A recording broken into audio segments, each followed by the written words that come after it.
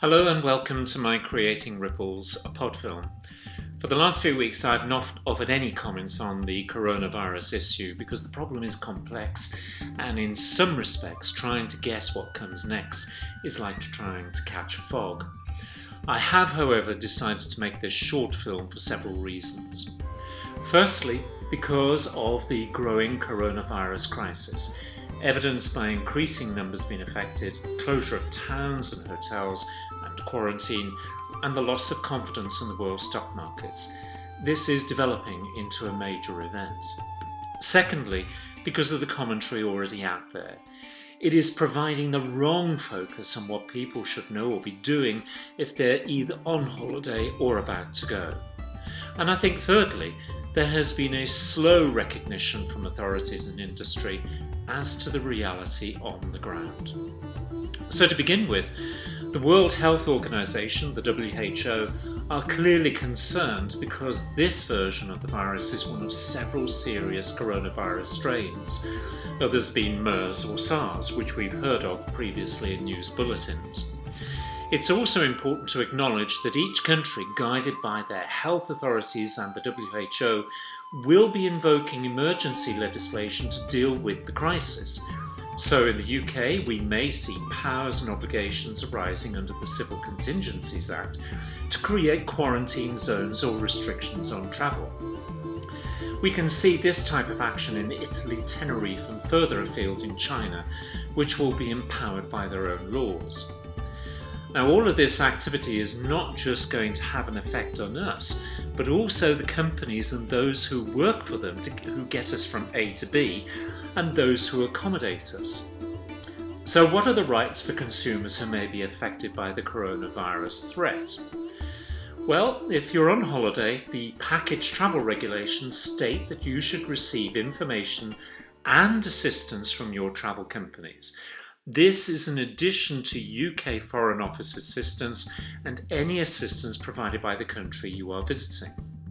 You should remember, whatever your personal pressures, the coronavirus trumps all, and you should follow all health and government instructions and advices.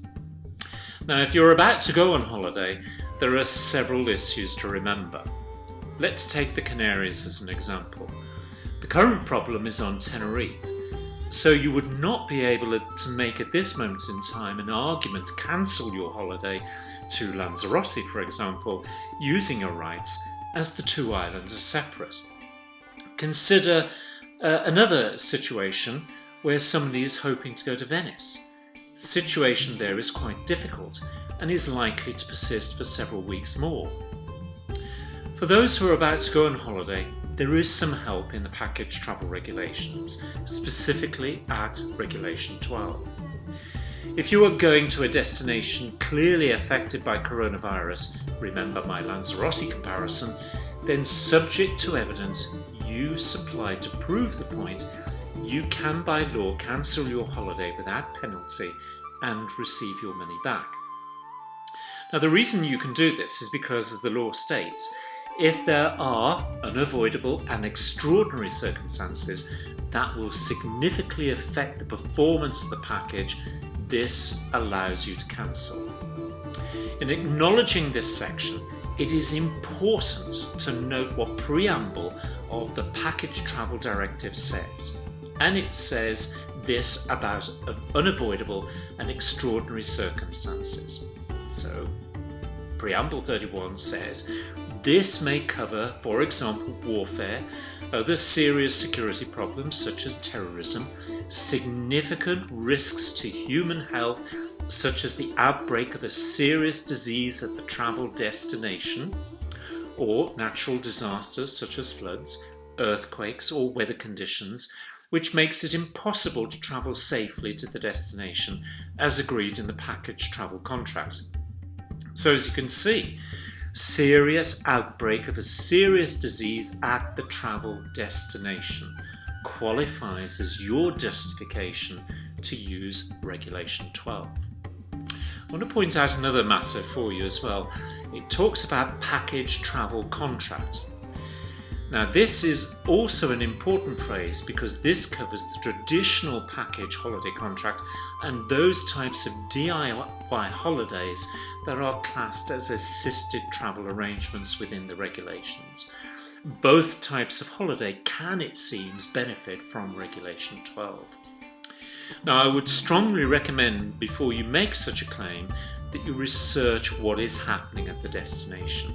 Read English language newspapers, visit English language government websites, there are plenty out there, and extract comments from people already on holiday in different destinations.